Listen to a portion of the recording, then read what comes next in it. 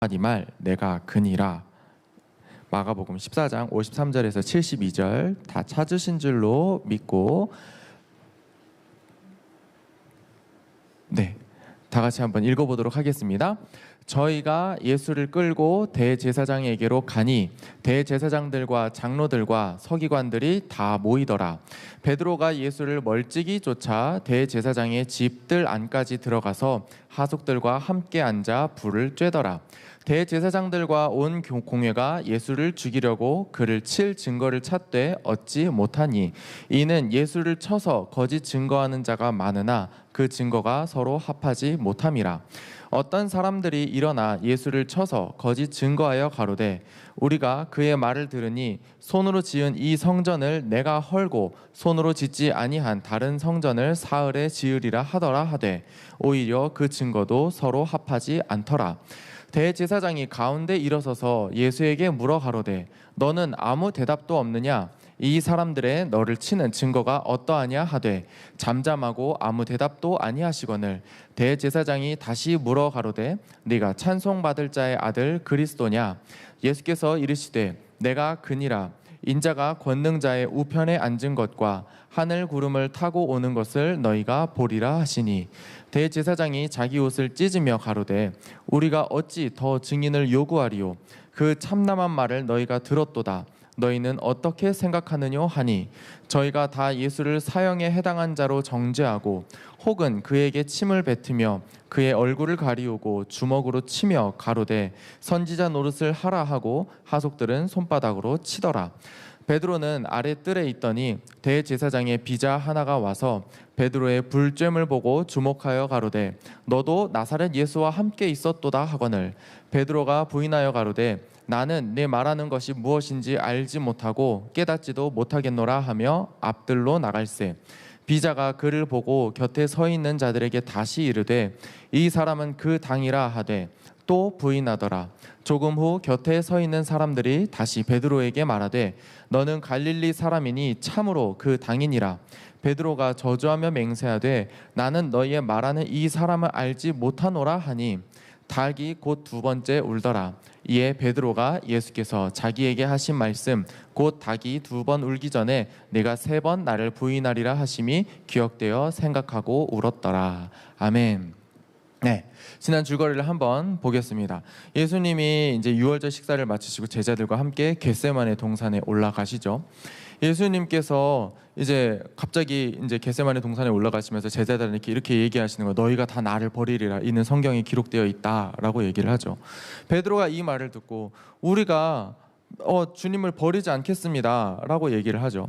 그런데 이제 예수님이 베드로에게 이렇게 말씀하십니다. 너가 오늘 밤 닭이 두 번 울기 전에 나를 세 번 부인할 거야 라고 얘기하니까 베드로가 또 예수님께 이렇게 말하죠. 내가 진짜 죽을지언정 내가 주님과 함께 죽을지언정 내가 주님을 부인하지 않겠다 라고 이렇게 얘기를 하죠.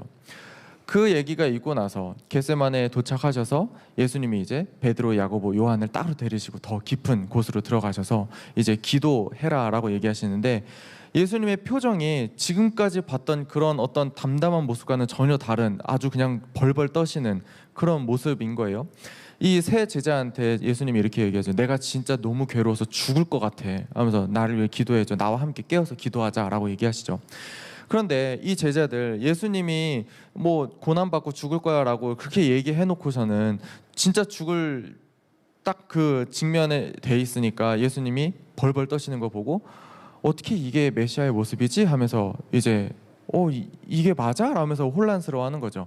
예수님이 깨어서 기도해라 라고 얘기하시는데도 불구하고 이 사람들은 이미 납득이 가지 않은 그런 예수님의 모습이 이해가 가지 않는 거예요.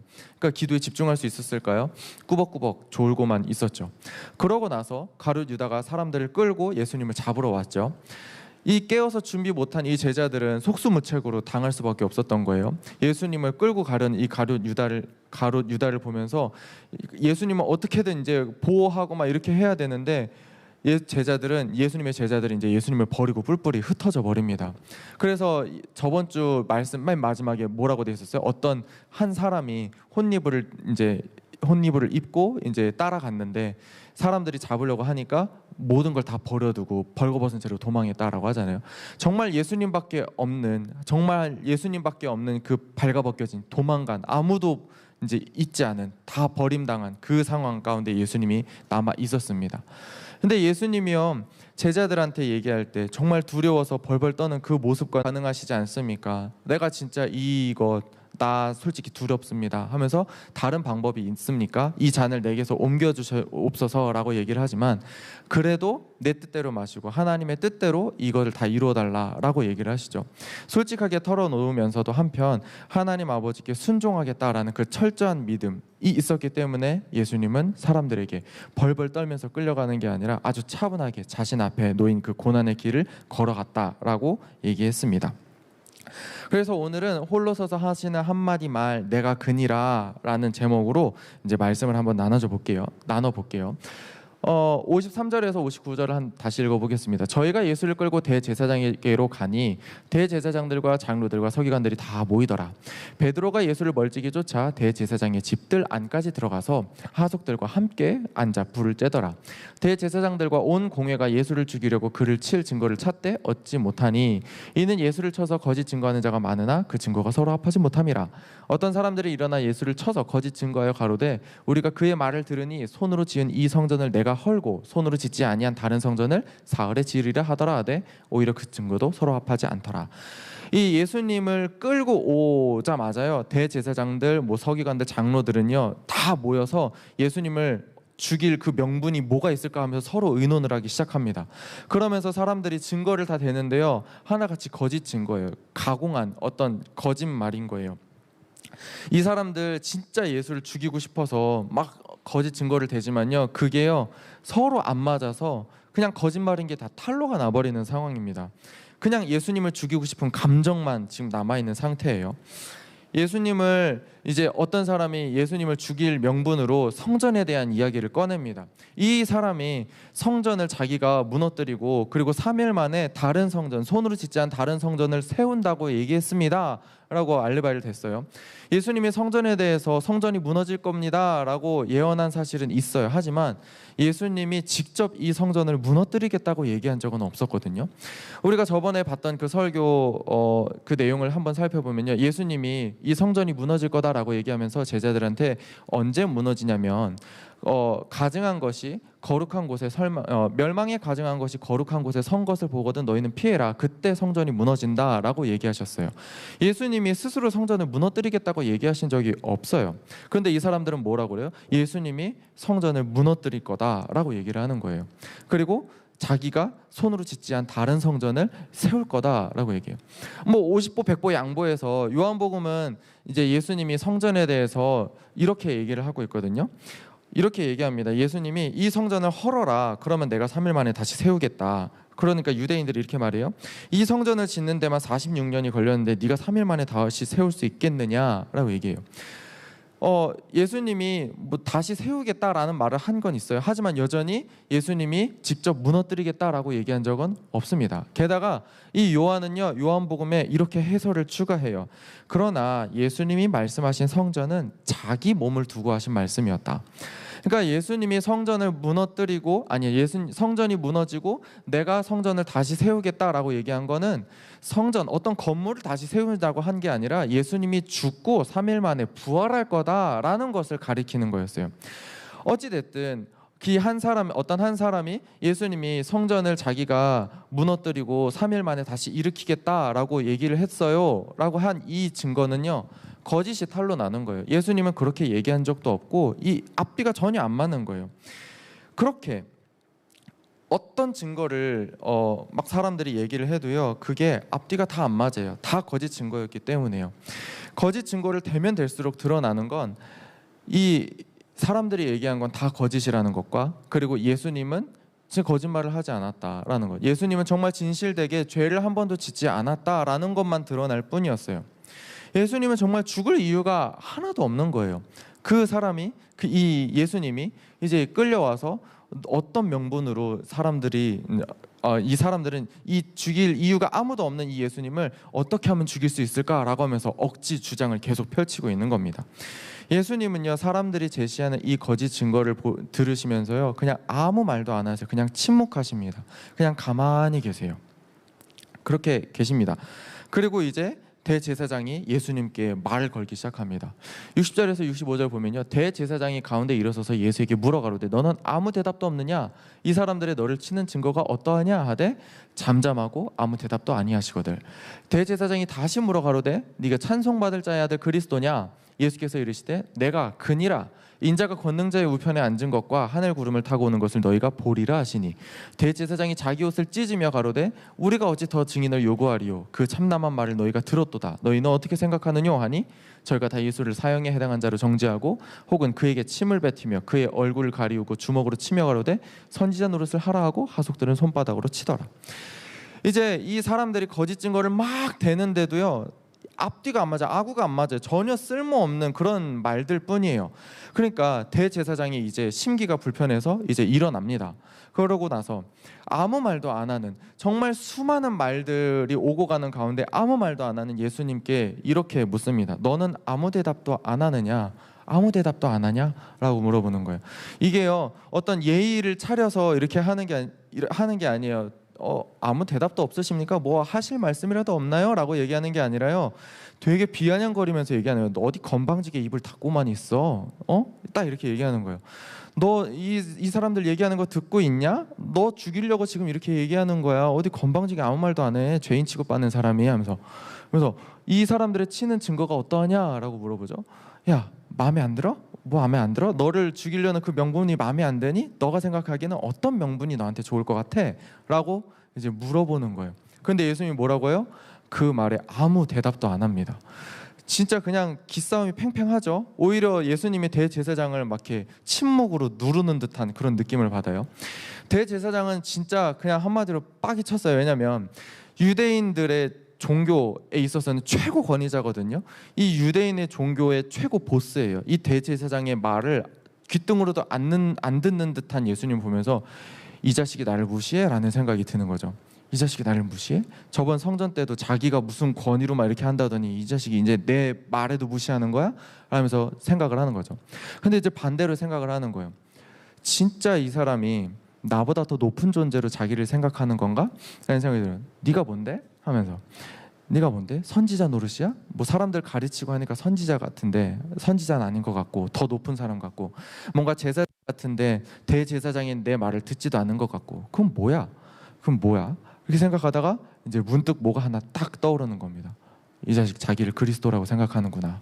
딱 생각하면서 이제 예수님한테 이렇게 물어보는 거예요. 너 그리스도냐? 라고 물어보는 거예요. 네가 찬송받을 자의 아들 그리스도냐? 이 찬송받을 자의 아들이라는 거는 그러니까 왕을 얘기해. 찬송받을 자, 하나님의 아들이라고 하면 보통 왕을 얘기하는데 네가 왕이야? 네가 그리스도야? 라고 물어보는 거예요. 그런데 이것 역시도 너 아무 대답도 않느냐가 아주 빈정거리는 거였듯이요, 네가 그리스도냐? 라는 말도요 되게 경멸하는 듯이 얘기하는 거예요. 이 뉘앙스가 뭔지를 조금만 알려줄게요. 이게 그리스어로 쓰여졌거든요.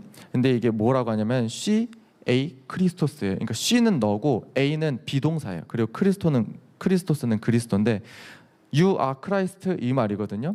근데 헬라어에서는 비동사가 있잖아요. 이 a라는 말이요 계속 바뀌어요. 나일 때 바뀌고 너일 때 바뀌고. 그러니까 동사 하나만 보면은 주어가 필요 없어요. 그래서 헬라어에서는 주어를 안 씁니다. 그런데 이 사람이 굳이 주어를 여기다 갖다 썼다는 건 너를 강조하는 거예요. 너 그리스도냐? 이건데 좋게 쓰일 때도 있어요. 정말 당신이야말로 라는 말로 쓸 때도 있고 아니면은 부정적으로 쓸 때가 있어요. 그럼 대제사장 어떻게 얘기했을까요? 아주 부정적으로 얘기하는 거죠. 니 따위가 그리스도야? 라고. 감히 니 따위가? 감히 너 같은 존재가 그리스도야? 라고 이제 물어보는 거예요. 아주 처음부터 대제사장이 예수님한테 아주 쏘아붙이고 내려보고 하는 말로 이제 묻는 겁니다. 니 따위가 그리스도야? 감히 네가 그리스도야? 라고 하는 거예요. 예수님이 이 상황에도 침묵하셨을까?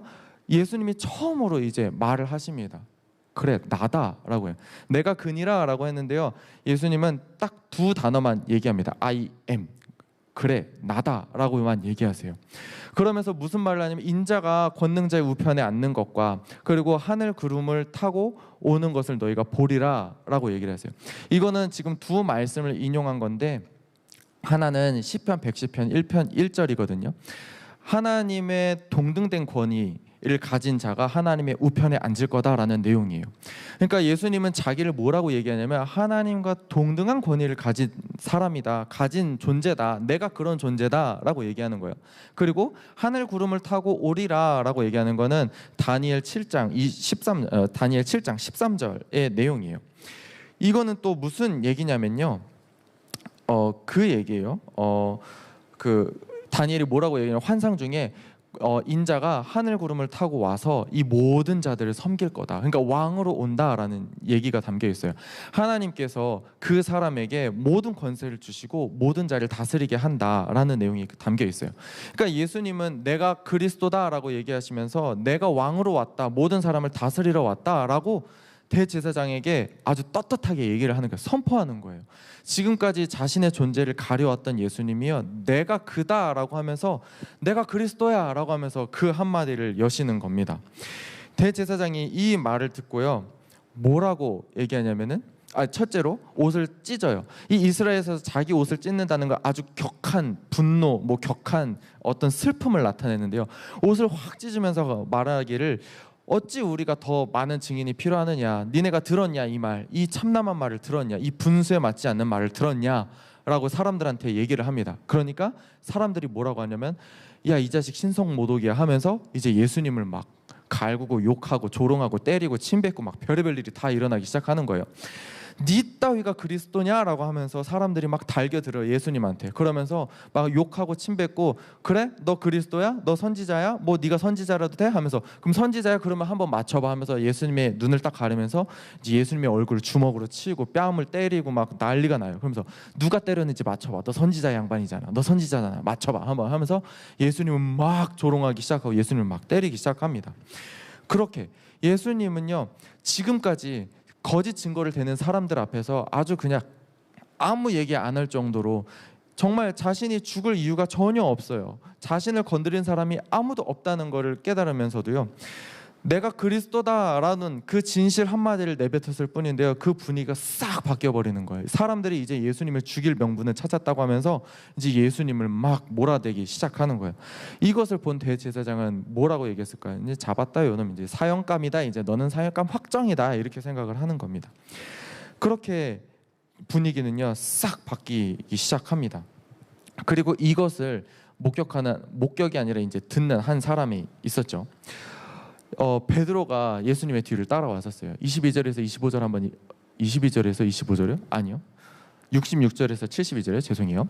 자, 베드로는 아랫뜰에 있더니 대제사장이 비자 하나가 와서 베드로의 불잼을 보고 주목하여 가로되 너도 나사렛 예수와 함께 있었도다 하거늘 베드로가 부인하여 가로되 나는 네 말하는 것이 무엇인지 알지도 못하고 깨닫지도 못하겠노라 하며 앞뜰로 나갈세. 비자가 그를 보고 곁에 서 있는 자들에게 다시 이르되 이 사람은 그 당이라 하되 또 부인하더라. 조금 후 곁에 서 있는 사람들이 다시 베드로에게 말하되 너는 갈릴리 사람이니 참으로 그 당이라. 베드로가 저주하며 맹세하되 나는 너의 말하는 이 사람을 알지 못하노라 하니 닭이 곧 두 번째 울더라. 이에 베드로가 예수께서 자기에게 하신 말씀 곧 닭이 두 번 울기 전에 네가 세 번 나를 부인하리라 하심이 기억되어 생각하고 울었더라. 이제 대제사장과 사람들이 이제 예수님을 두고 막 별의별 얘기를 하던 것, 그리고 예수님이 내가 그다라고 했던 것, 그리고 사람들이 예수님을 몰아세우는 그런 모든 상황을요 베드로가 귀로 듣고 있었어요. 베드로는 예수님이 겟세마네에서 잡힐 때 예수님을 버리고 도망갔지만 어느새 예수님의 뒤를 몰래 쫓아와서 이 대제사장의 집 그 안 마당까지 들어와 있던 상태였어요. 그러면서 이제 무슨 일이 일어나는지를 귀로 다 듣고 있었거든요. 사람들이 예수님을 거짓 증거로 막 이리저리 치려고 막 대는 걸 들었어요. 근데 예수님은 잠잠하셨죠. 대제사장이 예수님께 너 어디 버르장머리 없이 가만히 있냐라는 식으로 비아냥대는 걸 들었을 거고, 그리고 대제사장이 예수님한테 네가 그리스도냐? 네가 그리스도냐? 라는 질문을 들었어요. 베드로가 이 질문을 들었을 때요 살짝 눈이 번쩍했을 거예요. 왜냐면요 이 대제사장이 예수님께 질문하는 이 질문, She a Christos가요, 자기가 했던 말이거든요. 예수님이 베드로한테 이렇게 말했어요. 너는 나를 누구라 하느냐라고 했을 때 베드로가 당신은 그리스도입니다라고 얘기한 적이 있어요. 이 당신은 그리스도입니다라는 말이요, 이 대제사장이 질문했던 말과 똑같아요. 베드로가 예수님한테 She a Christos라고 얘기했는데, 이 아름다운 고백을요, 대제사장의 입에서 She a Christos, 네 따위가 그리스도냐라고 이제 말하는 거를 베드로가 듣기 시작합니다. 뭔가 긴장이 되는 상황이죠. 그러면서 예수님이 당시 베드로한테 당신은 그리스도이십니다라고 얘기했을 때 예수님은 너 아무한테도 말하지 마라라고 얘기했는데, 이제 와서 예수님이요 대제사장한테 뭐라고 얘기하냐면 내가 그다, 내가 그리스도야라고 밝히는 거예요. 베드로 앞에서는 아무한테도 얘기하지 마라라고 했는데 예수님이 이제 처음으로 자기가 그리스도라는 거를 자기 스스로 입으로 얘기하기 시작합니다. 그렇게 얘기하고요, 갑자기 분위기가 확 바뀌어서 네가 그리스도냐 하면서 막 사람들이 치고 욕하는 장면이 이제 나오게 되는 거죠. 베드로는 이 모든 상황을요 귀로 듣고 있는 거예요. 아주 집중해서 듣고 있는 거예요. 번쩍 정신이 드는 거죠. 그런데 이 집중해서 듣고 있는 이 베드로를 지켜보는 사람이 있었는데요, 바로 대제사장의 비자, 이 여종이었거든요. 여종이 가만 보니까요, 이 사람 진짜 그냥 계속 뭘 듣고 있어요. 그래서 생김새를 또 보아하니까 뭔가 수상쩍어요. 그래서 얘기하는 거예요. 당신 예수님과 함께 있었죠. 당신 나사렛 예수와 함께 있었죠 라고 얘기하는 거예요. 베드로가 집중해서 듣고 있다가 어떤 여자 하나가 딱 와서 너 예수랑 같이 있었지라는 말을 딱 들으니까 정체가 탄로난 것 같아서 놀래는 거죠. 너 무슨 말 하는 거야? 나 모르겠는데? 나 모르겠어 하는데 자기도 찔린 거예요.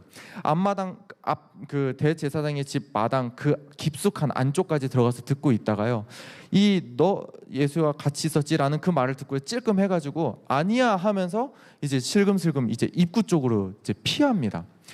그렇게 피하는데요, 이 여종이요 이 곁에 있는 사람들한테 저 피하는 베드로를 보면서 이렇게 얘기해요. 저 사람 예수님과 한패예요. 예수님과 같이 있었어요 라고 얘기를 하는 거예요. 그러니까 어떻게 얘기해요? 베드로는 아니라고 또 부인합니다. 두 번째로 부인하죠.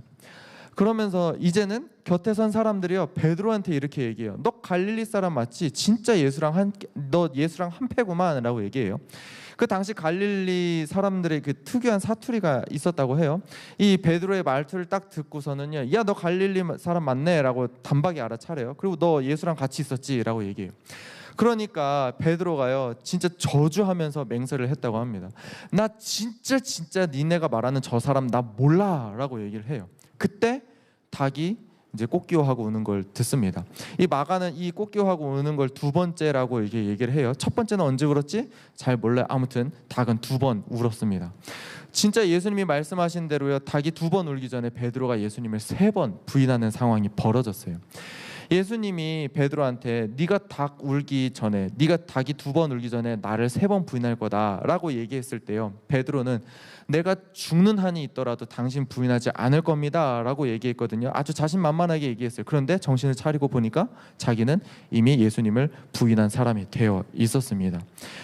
이 예수님이 하신 말씀이 이루어지는 거를 이제 깨달은 베드로는요, 너무 죄책감에 사로잡혀서 이제 울기 시작합니다. 그렇게 우는 걸로 오늘 말씀은 끝납니다.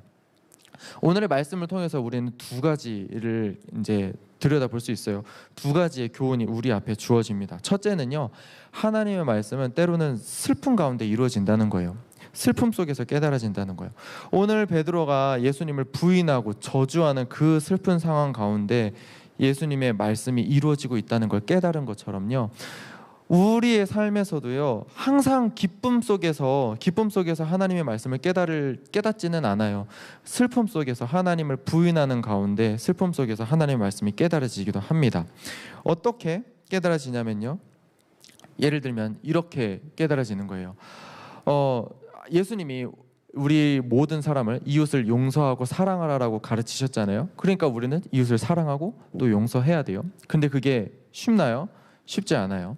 내가 용서해야지 사랑해야지라고 마음먹은 순간 뭐가 떠오르냐면 내가 사랑하지 못하는 한 사람이 딱 떠올라요.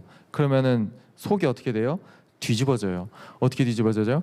내가 사랑해야지라고 말을 하면서도 나 용서 못해. 내가 억울해. 갑자기 억울한 마음이 막 이렇게 올라와요.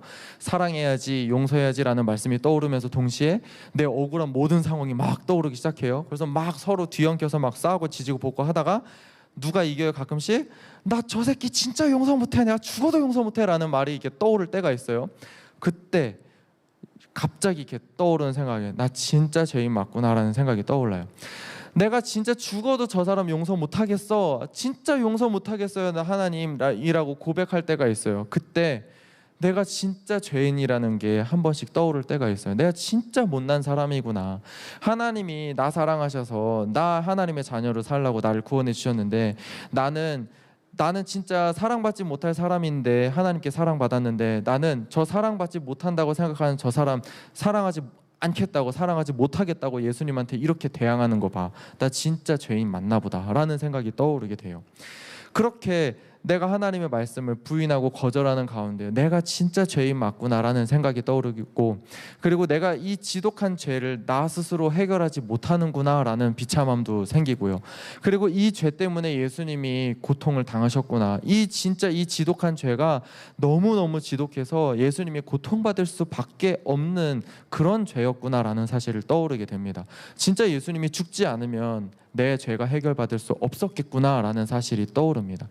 이렇게 하나님의 말씀은요, 내가 말씀을 그냥 읽다가 하나님이 진짜 이렇게 말씀하셨구나라고 그냥 자연스럽게 깨달아지기도 하지만, 그리고 또 예배 가운데 내 마음에 감동이 있어서 진짜 하나님이 그러셨구나, 하나님이 나를 사랑하시는구나, 내가 진짜 죄인이구나라는 걸 깨달아지기도 하지만, 내가 정말 슬픔 가운데 내가 하나님의 말씀을 불순종하고 부정하면서 온갖 죄와 허물을 뒤집어 쓰고 있는 그 슬픈 상황 가운데 내가 진짜 죄인 맞구나라는 그런 하나님의 말씀이 깨달아지기도 합니다. 그렇게 하나님의 말씀이 깨달아지면 어떻게 하나요? 베드로처럼 울 수밖에 없어요. 그리고 하나님 앞에 회개하면서 나의 잘못을 이제 고백하는 그런 행동을 하면 됩니다. 내가 정말 죄인이구나라는 걸 깨달았을 때 나 진짜 죄인이야, 내가 진짜 죽어야 되는구나 하면서 그냥 진짜 어떻게 보면 가룟 유다가 진짜 절망 가운데로 빠져버린 것처럼 그렇게 하는 게 아니라, 하나님은 그걸 원하시는 게 아니에요. 하나님은 그 죄인임을 깨닫고 그럼에도 불구하고 나를 사랑하시고 나를 품으시는 나한테 와라 라는 걸 깨닫기를 원하시거든요. 내가 죄가 있다는 걸 발견했다면 그것마저도 품으시고 나를 사랑하시는 하나님 앞에 나아가서 회개하고 또 좋은 더 나은 삶을 살기 위해서 노력하고 또 그렇게 살게 해달라고 기도하는 여러분 되시기를 바랍니다. 그렇게 나의 죄가 깨달아지면, 슬픔 속에서 나의 죄가 깨달아지면 하나님 앞에 나가서 나를 용서해 주세요, 그리고 나를 도와주세요 라고 기도하는 여러분 되시기를 바라요. 그리고 두 번째로, 베드로가 예수님을 부인하는데 하나님의 말씀이 깨달아졌잖아요. 이 상황 속에서 무엇을 알 수가 있냐면은 하나님의 말씀은 반드시 이루어진다는 거예요. 하나님의 말씀은 반드시 이루어져요. 내 생각과 맞지 않는다고, 내 방법으로 상상할 수가 없다고 생각하지만 하나님의 말씀이 이루어집니다. 오늘 베드로가 예수님의 말씀을 듣고 아니다, 나 당신을 절대로 부인하지 않을 거예요 라고 얘기했으면서도 어느새 자신은 예수님을 부인하게 됐어요. 그리고 예수님이 자신이 고난당하고 죽게 될 거다라고 얘기했는데 베드로가 뜯어 말렸거든요. 진짜 이런 일 안 일어날 겁니다 라고 이제 얘기를 했어요. 그런데 베드로는 뭐를 보고 있어요? 예수님이 이제 고난 가운데로 들어가고 계시는 거, 예수님의 말씀이 이루어져 가는 것을 보고 있습니다. 하나님의 말씀은 반드시 이루어지는 거, 하나님의 약속은 반드시 이루어지는 거예요. 예수님의 말씀이 이루어져 가는 것, 자신이 그토록 싫어했던 그 말씀이 이루어지는 걸 보는 그 베드로의 마음은 어땠을까요? 이거 진짜 말도 안 돼 라고 생각했을 거예요. 어떻게 이런 일이 이루어질 수 있지? 하면서 정말 이 믿기지 않는 이 상황 가운데서 정말 그냥 울 수밖에 없었어요. 그러면서 어떻게 했을까? 예수님이 고난받고 죽고 부활한다고 얘기했는데 예수님이 정말 고난에 들어가기 시작하네. 그리고 예수님이 내가 부인할 거라는 걸 예언하셨는데 진짜 내가 부인해버렸네. 예수님이 진짜 예수님의 말씀이 이루어져 가고 있네 라는 걸 깨달은 베드로는 어떻게 했을까요? 예수님의 말씀을 다시 한번 되새겼을 거예요. 예수님이 이제 뭘 어떻게 하시지? 예수님이 어떤 상황으로 들어가시지? 이제 예수님이 죽으실 거예요. 예수님이 이제 죽으러 가실 거예요. 그리고 예수님이 부활하실 거예요. 이거를 한 번씩 더 떠올려 볼 거예요. 진짜 믿기지 않겠지만 한 번씩 다 떠올리면서 바라봤을 겁니다. 베드로가 예수님이 이제 어떻게 될 거다, 예수님이 하실 일들을 이제 바라보았듯이 여러분들도 하나님이 하실 그 일들을 바라보십니까? 하나님이 약속하신 대로 내가 믿기진 않더라도, 하나님이 보이지 않더라도 하나님이 나를 좋은 곳으로 인도하신다는 걸 여러분 바라보시나요? 하나님이 여러분들을 하나님의 자녀다운 모습으로 변화시켜 가고 있다는 걸 여러분들 믿으시고 바라보시나요? 내 생각에는요, 내 느낌으로는요, 하나님이 지금도 있는지 없는지 난 잘 모르겠어요. 그리고 하나님, 내 모습을 보면요, 하나님이 나를 변화시키고 있을까? 과연 하나님이 나를 변화시키고 있을까? 의심이 들기만 해요. 하나님이 내 슬픔을 바꿔서 기쁨으로 만드신다고 하셨는데 이게 정말 이루어질까? 나는 지금도 슬픈데? 라고 느껴질 때가 있어요. 내가 여전히 슬픔 가운데 있고 죄 가운데 있고 허물 가운데 있는 그 순간에도요, 하나님은 보이지 않는 곳에서 여러분들을 변화시켜 가고 있다는 사실을 믿으시기 바래요. 왜냐하면 하나님의 약속은 100% 이루어지기 때문이에요. 예수님께서 하신 그 약속들이 지금 하나하나씩 이루어져 가고 있듯이 하나님의 말씀은, 하나님의 약속은요, 하나도 빠짐없이 우리 안에서 이루어져 가고 있다는 사실을 믿으시기 바랍니다. 그러면 어떻게 봐야 되는 거예요? 나의 삶을 슬픔에서 기쁨으로 하나님이 바꾸실 거다. 나의 삶이 죄에 있었다면 이제는 죄에서 벗어나서 이제 하나님의 자녀된 모습으로 바꿔갈 것이다 라는 것을 믿으시고 또 믿음으로 바라보시기를 바랍니다. 그렇게 깨달아 가면요, 우리는 슬픔 가운데 있어도 슬픔에 막 나락으로 이렇게 떨어지지 않게 돼요. 우울해도 우울의 나락으로 떨어지지 않게 되고요, 절망해도 절망의 나락으로 떨어지지 않아요. 다시 일어날 수 있어요. 왜냐하면 하나님이 내게 좋은 것을 행하시기 때문에, 하나님이 내 삶을 변화시킨다는 걸 내가 믿기 때문에, 내가 그걸 믿고 있으면요, 그게 이루어질 거라고 믿고 있으면 내 삶은 더 이상 슬퍼지지 않아요. 내 삶은 이제 더 올라가는 이제 삶이 되는 거예요. 상승 곡선을 타고 올라가는 삶이 될 겁니다. 여러분들의 삶이요, 슬픔에서 기쁨으로 바뀐다는 걸 믿으시기 바래요. 그리고 하나님의 말씀을 깨닫고 하나님 앞에 더 나아가고, 그리고 하나님의 모습으로 닮아간다라는 것을 믿으신 여러분 되시길 바랍니다. 자, 결론입니다. 홀마팀 올라와 주세요. 하나님은요, 나의 슬픔을 기쁨으로 바꾸실 겁니다. 그리고 나의 죄의 삶을 구원과 승리의 삶으로 지금도 바꾸고 계세요. 어떤 방법일지 몰라요. 하지만 바꾸고 계십니다. 그렇게 뒤를, 여러분들이 그렇게 살다가요, 뒤를 문득 바라다 보면, 여러분들의 과거를 조금씩 바라다 보면, 아, 내가 진짜 바뀌어가고 있구나라는 사실을 깨닫게 됩니다. 하나님은 그렇게 여러분들을 보이지 않는 곳에서 바꿔가고 계십니다. 나의 약함을 고백하면서 나를 변화시킬 주님을 바라보면서 살아갑시다. 우리 두 가지 기도 제목 놓고 기도하겠습니다. 내가 해결하지 못하는 내 안에 죄가 있나요? 하나님의 말씀을 도저히 믿지 못하고 내 안에 죄 때문에 하나님의 말씀을 거부하는 그런 상황이 있나요? 주님 앞에 나와서 나의 죄를 털어놓으시길 바랍니다. 그리고 그 죄로 인한 괴로움도 털어놓으세요. 내가 이 죄 때문에 정말 괴로워요. 내가 진짜 언제까지 하나님의 말씀을 부정하고 하나님의 말씀을 거절하고 버리고 있을까요? 하나님, 나 진짜 너무 괴로워요. 나 좀 바꿔주세요 라고 기도하는 여러분 되시길 바래요. 그리고 성령님의 도우심을 구하시길 바랍니다. 두 번째로는, 하나님께서 나를 변화시키고 계신다는 사실이 믿어지시나요? 하나님은 지금도 여러분 속에서 일하고 계십니다. 하나님을 따르는 자녀로 살아갈 수 있도록 성령님의 도움을 구합시다. 내가 내 스스로 바꾸는 건요, 거의 불가능에 가까워요. 내가 하나님의 도움을 입지 못하면요, 하나님의 은혜를 입지 못하면요, 하나님의 자녀로 살아갈 수가 없어요. 진짜 하나님이 도우시지 않으면 내가 하나님의 자녀로 살아갈 수가 없어요. 하나님께 매일매일 나를 도와달라고 기도하시고요, 그리고 성령님 내 안에 오셔서 내가 하나님의 자녀로 살아갈 수 있도록 주님 도와달라고, 그래서 내가 내 스스로 나를 바꿀 수 없더라도 내가 조금이라도 하나님 앞에 더 가까워질 수 있도록 최선을 다하게 해달라고 그렇게 기도하시길 바랍니다. 오늘 슬픔에 빠진 베드로가 하나님의 말씀이 이루어지는 것을 바라봤듯이요, 여러분의 삶 속에서 슬픔 가운데서 여러분의 향한 하나님의 사랑이 깨달아지는 것을 보시길 바랍니다. 그렇게 하나님의 말씀을 깨닫고 하나님 앞에 나가는 여러분 되시기를 바랍니다. 이 시간 주여 세 번 외치고 통성으로 기도하겠습니다. 주여, 주여.